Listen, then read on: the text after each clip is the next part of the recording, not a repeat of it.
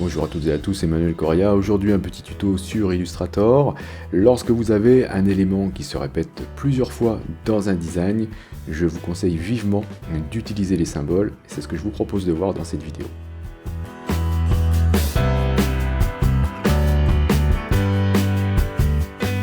Un symbole est un élément graphique ou un élément artistique, peu importe le nom qu'on lui donne, mais c'est un élément qui est utilisé lorsque l'on doit utiliser plusieurs fois cet élément dans un document. Par exemple, lorsque vous êtes en présence d'une carte et que vous devez poser, vous voyez cet élément ici, qui est donc une icône de positionnement, il se peut que vous ayez à positionner plusieurs fois cet élément sur une carte.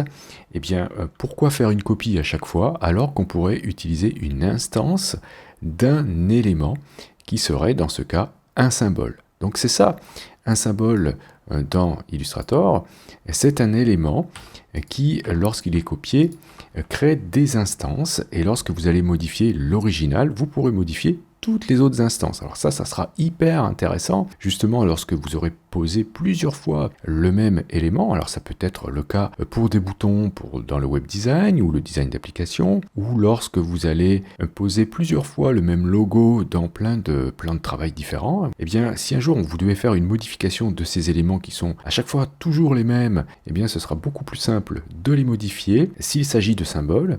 Et l'autre avantage, les instances de symboles ne pèsent quasiment rien, donc cela va alléger votre document. Alors voyons voir un cas concret ici avec cette carte de la France métropolitaine sur laquelle on va poser quelques éléments, mais avant on va créer des symboles. Alors comment faire un symbole? Vous allez chercher dans le menu fenêtre le panneau symbole, ici, voilà.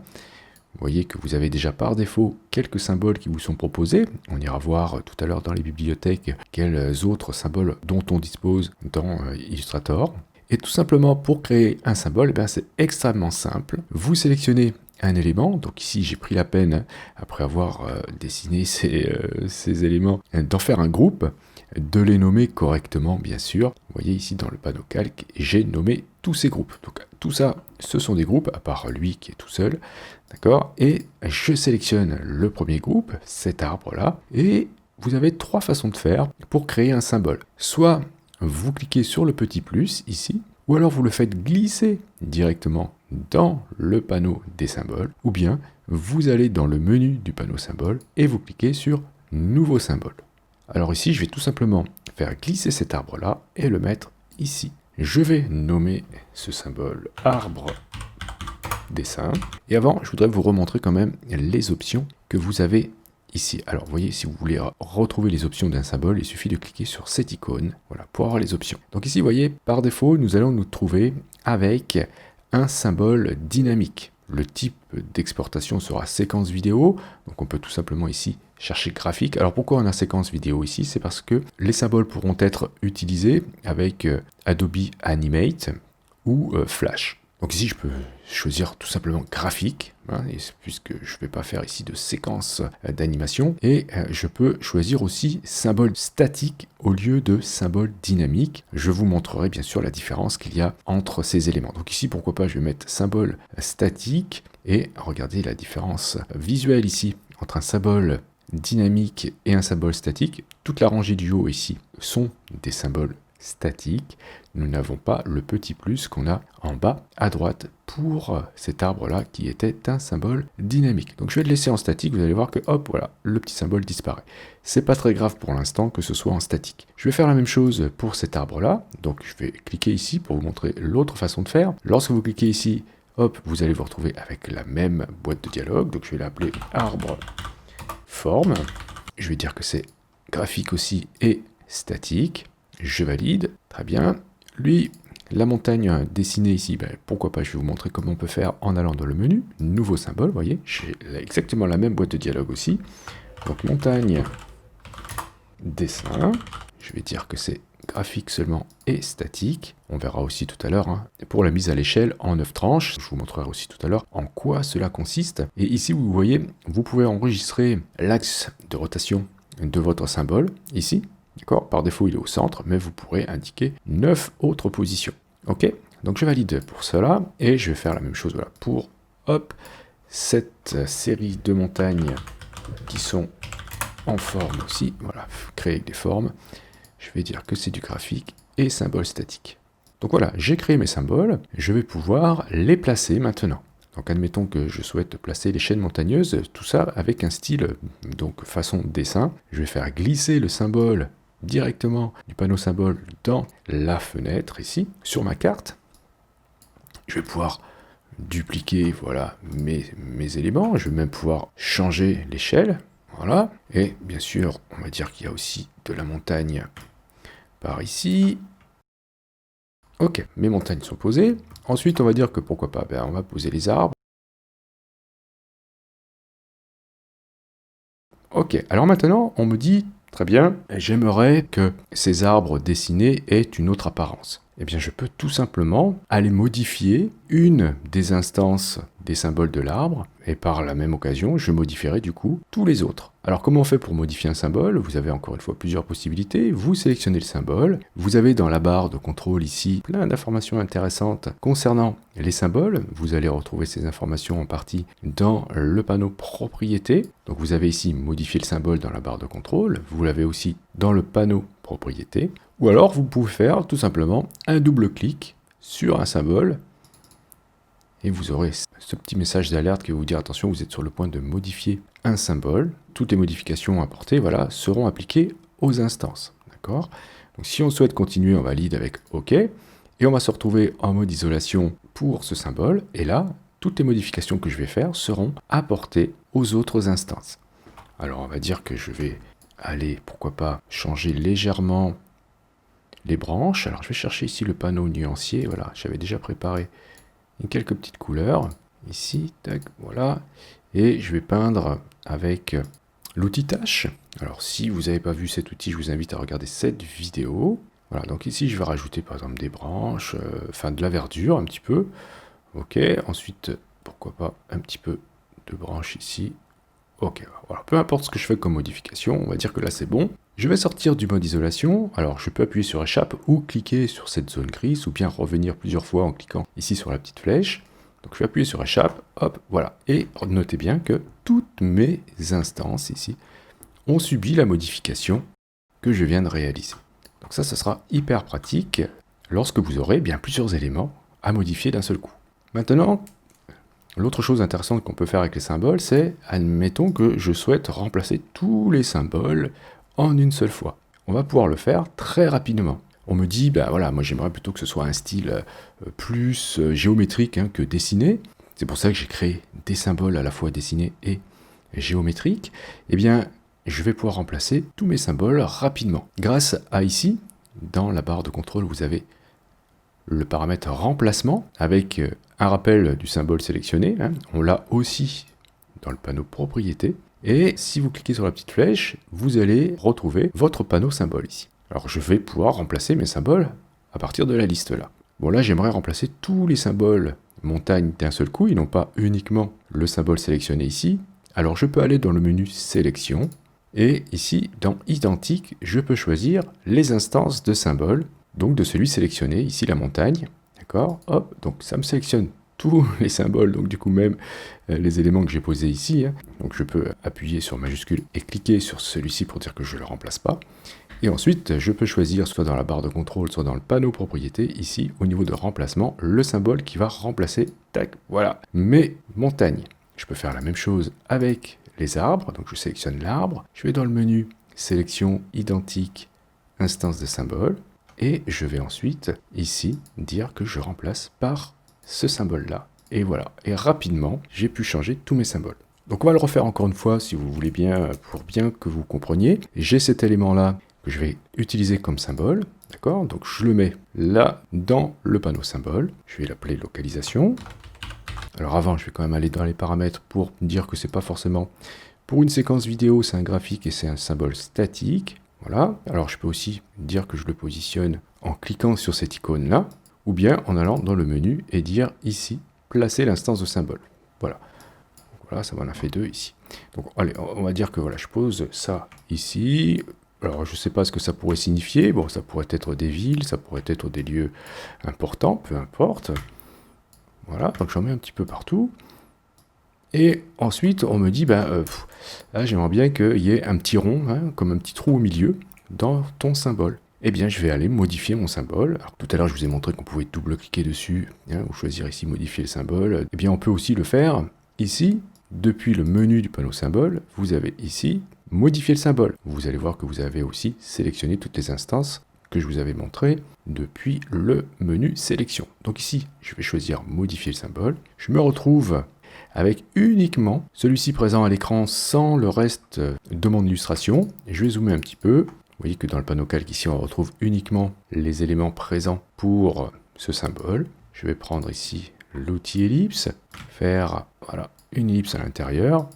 Ensuite, je peux prendre le Pathfinder pour faire une soustraction ou bien utiliser l'outil concepteur de forme. À vous de choisir. Donc c'est ce que je vais faire ici. Tiens, je vais sélectionner les deux éléments, prendre l'outil concepteur de forme, appuyer sur Alt, hop, et je clique sur le rond. Et comme ça, je fais un trou. Je sors du mode isolation et voilà, j'ai fait une modification de mon symbole. Bien, alors voyons voir une option intéressante qui est celle-ci. Alors on va s'intéresser à cet arbre-là par exemple. Voilà, je vais sélectionner cet arbre, je vais aller dans les options de symbole et vous avez ici activer les repères pour la mise à l'échelle en 9 tranches. Ça peut être intéressant lorsqu'on va faire de l'animation, mais c'est aussi intéressant lorsqu'on est en statique ici dans Illustrator. Je vais activer pour l'arbre ici les repères pour la mise à l'échelle en 9 tranches. Ok. Et vous voyez que tous mes arbres ont changé et je vais vous expliquer pourquoi. Je vais donc double-cliquer sur un arbre. Voilà, comme ceci, pour modifier le symbole d'origine. Et vous voyez maintenant apparaître ces petites lignes. En fait, ces lignes vont nous indiquer à partir d'où on peut faire des modifications. Rappelez-vous, quand j'ai posé mes arbres, j'ai fait un changement d'échelle. Et bien, le changement d'échelle ici, il se fait entre les deux traits ici, entre ça et ça. Donc, si je ne veux pas que le haut ici soit modifié, je vais descendre ce trait ici. Voilà, comme cela. Comme ça, je vais dire que le changement d'échelle ne se fait qu'ici. Là, à ce niveau-là. Si je valide, maintenant, voilà, je me retrouve avec ce résultat. Alors, ici, vous voyez que ça n'a pas tout à fait fonctionné comme je le souhaitais. Pourquoi? Parce qu'en fait, je devrais aussi réduire cette zone-là afin de ne pas changer l'échelle du tronc. Et voilà, donc là, c'est un petit peu mieux. Ce qui me permettra donc, du coup, de faire des changements d'échelle comme ceci, vous voyez, hop, je peux allonger l'arbre, mais je ne change pas l'échelle jusqu'à un certain point, bien sûr, du haut ici. D'accord? Hop. Donc ça, ce sera intéressant lorsque vous ferez des boutons, par exemple. Si je fais un bouton avec des bords arrondis, ok. Si je fais un symbole de ça, et que j'active ici les repères pour la mise à l'échelle en 9 tranches, je vais pouvoir dire que lorsque j'agrandis ce bouton, eh bien, je ne change pas les arrondis. Comment? Eh bien, je vais activer bien sûr les repères, et lorsque je vais modifier cet élément, vous voyez que les repères ici, je peux les placer ici, quoique là, c'est déjà pas mal, et le changement d'échelle va épargner cette zone-là et cette zone-là. Voilà, vous allez voir. Si je prends ce bouton et que je l'agrandis, vous voyez que les arrondis ne changent pas. Ce qui ne serait pas le cas si j'avais désactivé cette option. Regardez, tac, voilà. Je vais vous montrer maintenant ce que c'est qu'un symbole dynamique. J'ai ici un habit que je vais transformer en symbole dynamique. Je vais hop, le glisser ici, l'appeler suite. Et vous voyez, bien coché ici, symbole dynamique.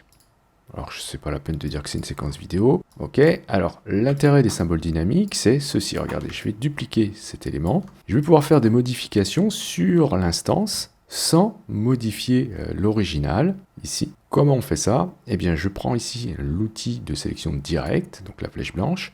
Je sélectionne sur l'élément. Et là, je vais pouvoir dire, ça par exemple, c'est plutôt gris. Ok, et ça, c'est plutôt gris clair, comme cela. Vous voyez, j'ai fait une modification de l'enfant. D'ailleurs, je pourrais en faire une autre modification pour vraiment vous montrer comment ça marche. Je vais dire que ça, eh bien, pourquoi pas, cette fois-ci, c'est orange. Alors, avec la flèche blanche, vous sélectionnez l'élément. Voilà. Ça, maintenant, c'est vert. Ok. Donc, j'ai, vous voyez, une déclinaison de mon habit ici. Mais si, au final, je souhaite changer la forme globale de mon suite, eh bien, je vais pouvoir le faire. Pour cela, eh bien, sur n'importe quel élément, hein, je vais pouvoir double-cliquer dessus, ok, afin de modifier le symbole. Et donc, vous voyez, là, je retrouve le symbole d'origine, même s'il y a des modifications. Je prends ici la flèche blanche, par exemple, et je sélectionne ces points, et je vais dire que, voilà, finalement, c'est plus long. Ok, tac, je valide, je sors du mode isolation avec échappe, tous les autres éléments ont été modifiés. Alors, ce qu'il faut comprendre, c'est que les modifications que l'on fait en local, par exemple la couleur ici, ne pourront plus être modifiées par le symbole principal. En fait, vous pourrez modifier pour l'ensemble des éléments des choses qui n'ont pas été changées localement.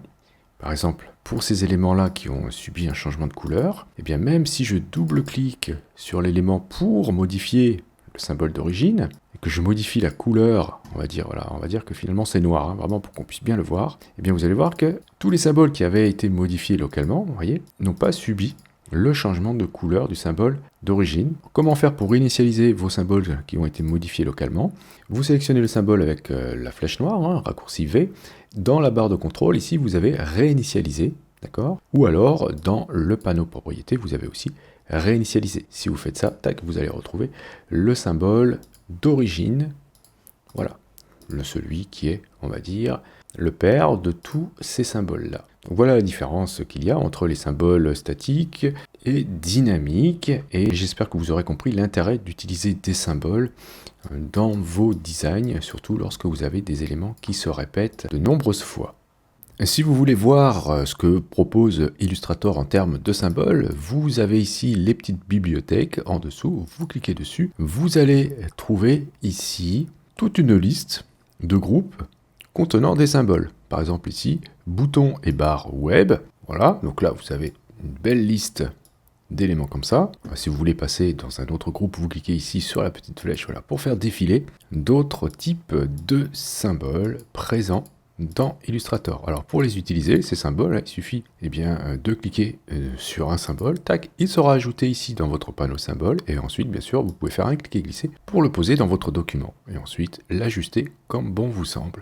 Voilà, et là on s'aperçoit que ce symbole-là n'a pas activé les repères pour la mise à l'échelle. J'aurai encore beaucoup de choses à vous montrer avec les symboles, et ce sera l'occasion d'une autre vidéo. Je vous remercie d'avoir suivi cette vidéo. Si vous avez des questions, n'hésitez pas à le faire dans les commentaires. Si vous avez aimé, vous pouvez cliquer sur j'aime. Si vous souhaitez soutenir cette chaîne, vous pouvez cliquer sur le lien Utip présent dans la description de cette vidéo. Si vous n'êtes pas encore abonné, vous pouvez cliquer sur abonnez-vous. N'oubliez pas la petite clochette pour être averti des prochains cours ou des prochains tutos. Et justement, on se dit à la prochaine pour un autre cours ou pour un autre tuto.